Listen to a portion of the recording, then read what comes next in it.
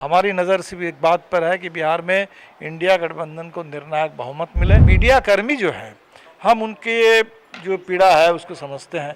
मालिक के लिए काम करना पड़ता है, मालिक के हिसाब से काम करना पड़ता है। और हमने जब पदयात्रा की बिहार के हर कोने में, तो हमने देखा कि लोग ये कह रहे हैं कि भाई इस सरकार के रहते हुए अब बिहार आगे बढ़ेगा नहीं। तो मुख्यमंत्री फिर तेजस्वी यादव होंगे? तेजस्वी जी थे, पिछले बार भी थे। हमें लगता है इसमें कोई नई बात तो है नहीं। सीट को लेकर के भी बात चल रही है इंडिया गठबंधन के अंदर, तो हम लोग देखेंगे। और हमें लगता है कि जब भी वो मीडिया को लेकर कोई बात कर रहे हैं, एक बात साफ है कि वो आम पत्रकारों को लेकर के बात नहीं है।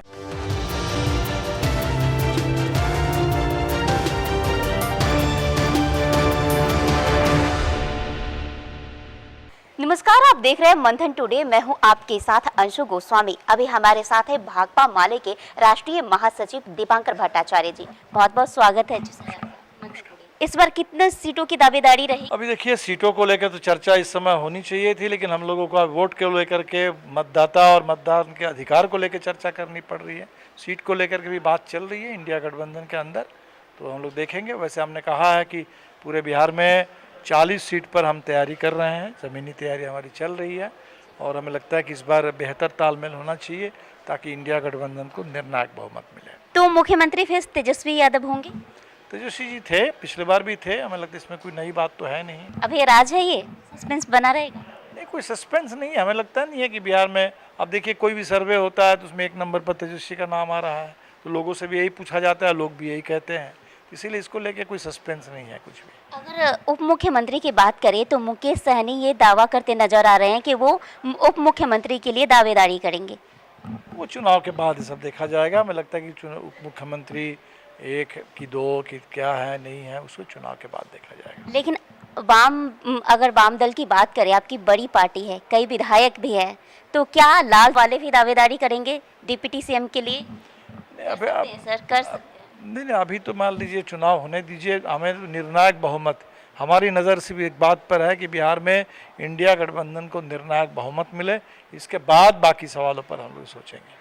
लेकिन फिर भी सोच रखना और दावेदारी करना भी एक बड़ी बात है। नहीं, जब समय आएगा तब उस समय हम लोग देखेंगे। अभी तो बस बहुमत निर्णायक मिले, हम इसके लिए सोच रहे हैं। जिस तरीके से आपके पार्टी की पोस्टर्स पे ज़्यादातर ये दिखता है कि जन जन की है पुकार, बदलो सरकार बदलो बिहार, ये पुकार आपकी पार्टी के लोगों का है, आपके सहयोगी दलों का है, या फिर वो जन जन की ये पुकार? सच में जन जन की है, क्योंकि हमने जब, जिस समय आपको याद होगा, हमने जब पदयात्रा की थी पिछले साल, उस समय हमने बदलो सरकार नहीं कहा था। उस समय हमने सिर्फ बदलो बिहार पदयात्रा की। और हमने जब पदयात्रा की बिहार के हर कोने में, तो हमने देखा कि लोग ये कह रहे हैं कि भाई इस सरकार के रहते हुए अब बिहार आगे बढ़ेगा नहीं, बिहार को ये सरकार पीछे धकेल रही है। और इसीलिए बिहार को बदलने के लिए सरकार को बदलना सबसे पहले ज़रूरी है। और चुनाव है, इसी समय तो लोग नारा देंगे कि सरकार को बदल देना है। तो लोगों का सच में ये बिहार के जन जन का पुकार है।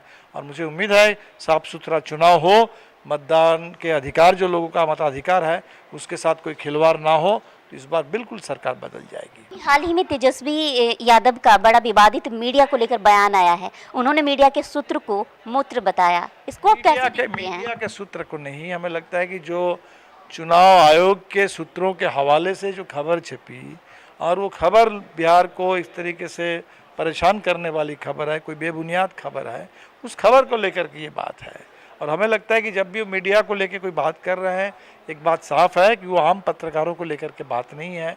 और हम तो कहेंगे कि भाई गोदी मीडिया, उससे पूरा देश परेशान है। सब लोग गोदी मीडिया मुर्दाबाद नारा लगाते हैं, हम भी लगाएंगे गोदी मीडिया मुर्दाबाद।